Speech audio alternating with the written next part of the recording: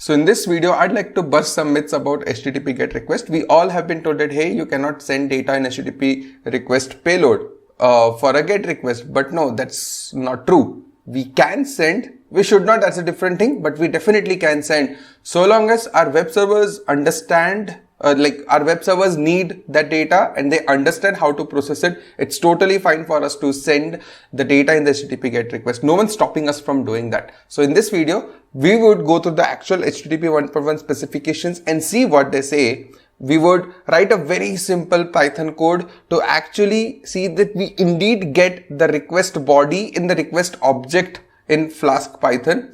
And I'll give you an example of a very popular open source tool, extremely popular open source tool that actually accepts HTTP, request payload in HTTP GET body, right? So let's jump into it. So a very standard structure that we have seen always, like a standard 3-tier architecture. You have a client, you have an API, you have a database. Your client fires an HTTP GET request to get some information from the API server. And API server in turn may choose to go to a database or some service to get that information. So a typical GET endpoint looks something like this: get/user/1729. What does this mean? That when this request is received by your API server understands that, hey, the client or the user is requesting information about user ID 1729. Right? So what it would do is it would fetch the information about the requested user from the database and send it to the client. Right? So we all have been told that we cannot send. No, we can send. We should not send. Right? That's the difference. So can and the should is what basically makes the difference.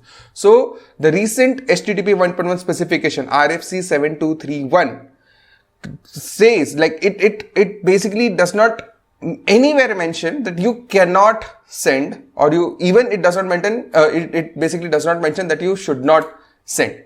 Earlier specifications used to say, like earlier specifications of HTTP 1.1 had this comment where it said that, hey, message body should be ignored while handling request, but that comment is now deleted. Right? Which means that you can now send, or you earlier also you could send, but now it's not something which is even recommended by the IETF committee. Right? So here's the specification of it. Let me just quickly open the window. Here it's the HTTP 1.1 specification RFC 7231. Right? So it's basically a set of people who basically proposes something and everyone votes on it. You can request for comment, you can request for alterations onto this. So it's the IETF, which is Internet Engineering Task Force. Sorry, IETF, Internet Engineering Task Force that basically proposes this. So here, if we go to a particular section about HTTP GET request, which is 9, this is one, method definitions, HTTP GET 4.3.1, what it says is that the GET method requests transfers of a current selected representation for target resource. Right? So any target resource that you requested, that the client wants, your server should be able to serve that. So just a specification about it and what it needs to have. And here you can see the HTTP interface for a resource is just as likely to be implemented as a tree of content objects, a programmatic view on various database records, or a gateway to other information systems. So a classical case of a 3-tier architecture that we just discussed. Right?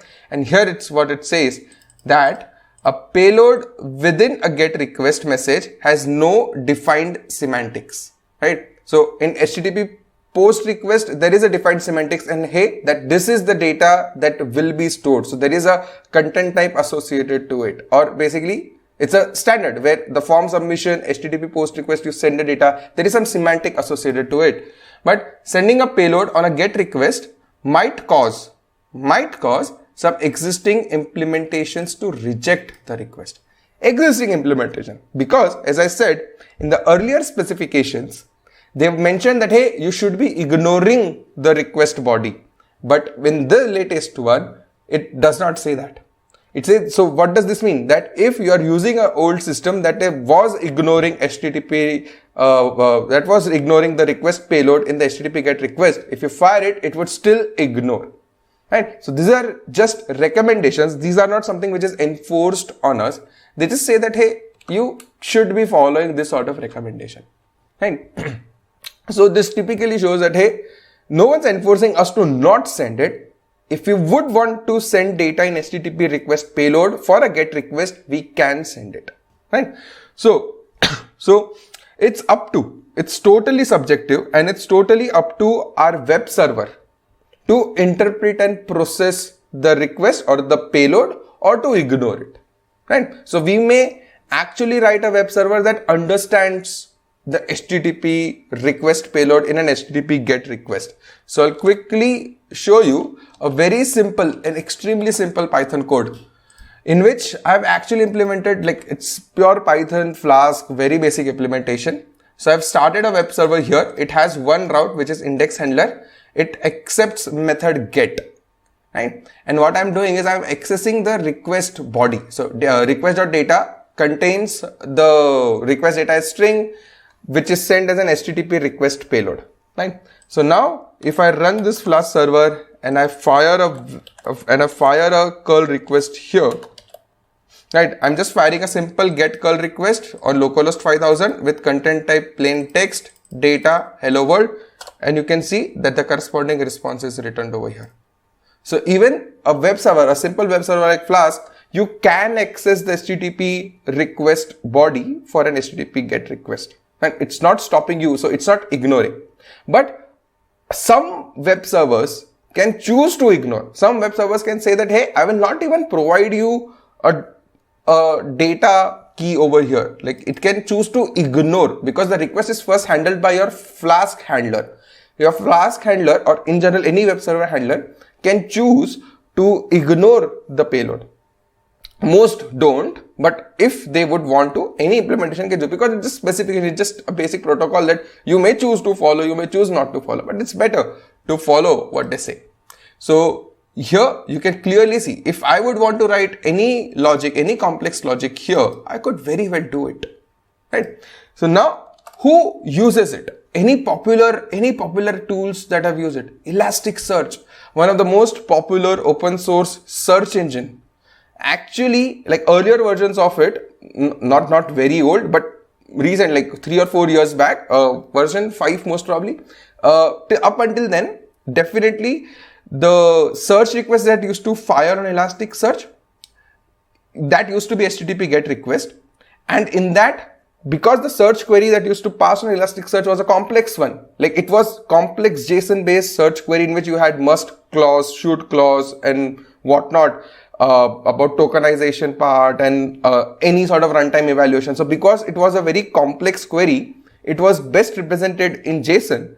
So that's where they used to accept an HTTP GET request, which was a search request on a particular index, and in the request payload, you could pass the actual complex JSON query. And then the Elasticsearch's web server used to understand it. It used to not ignore the request payload. Rather, it used to understand the request payload, transform it into an in-memory object, and then process the complex JSON query that it has given. Now, why so? Why to do it on a get request, right? Why can't Elasticsearch use post? So the idea was, semantically it made sense. Search is not going to change anything in our database. Get is most commonly, if you think about it, get is the most common way of searching because I want to get the information. But because the requirement specification was complex enough, where you could not just say, hey, just user with particular ID or just few parameters, it was a very complex representation of your search query or your search requirement. It had to be represented in a much complex structure than what could fit in a URL.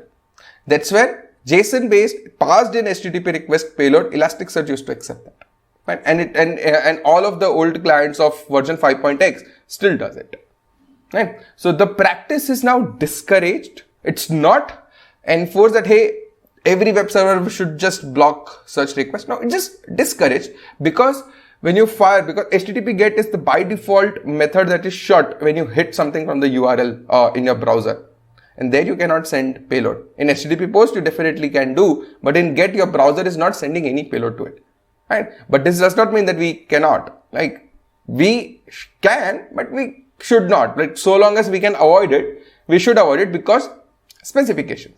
But if our use case really demands, and now it has seen that the comment is also deleted, and what it says that it might just break some existing implementation. Oh, we just saw in that web page, right? We just saw in that web page where it says that, hey, it might break some existing implementations and might cause some existing implementations to reject the request, right? It never says anything that it would not, like all implementations would stop accepting it. Some existing implementations might break. So no one's stopping us from doing that. So in a gist, can we do it? Yes, we can. Should we do it? To most extent, no. But unless you have a very specific requirement of your data requirements that you would want to make to your web server, it's very complex and you cannot fit it into URL. It's not the best way of representing it. Then you can choose to use request payload and pass in that complex requirement just like what Elasticsearch did, and basically fire it and handle it onto your web server. Right. So yeah, that's one thing that I wanted to bust, something that I worked on about a few years back, and I was always wondering why this happened, because we all were told that you cannot send data, but it's not true. So that's where I created this one. Chala, nice. So yeah, that is it for this one. I hope you found it amusing. I hope you found it helpful. So next time, whenever you are designing your HTTP GET endpoint, see if you have a very complex requirement and you cannot express it in query parameters in your GET URL. It's better to pass it in HTTP request payload if you can handle it, and otherwise choose to ignore it as well. Chala, nice. That's it for this one. If you guys like this video, give this video a thumbs up. If you guys like the channel, give this channel a sub, and I'll see you in the next one. Thanks a ton.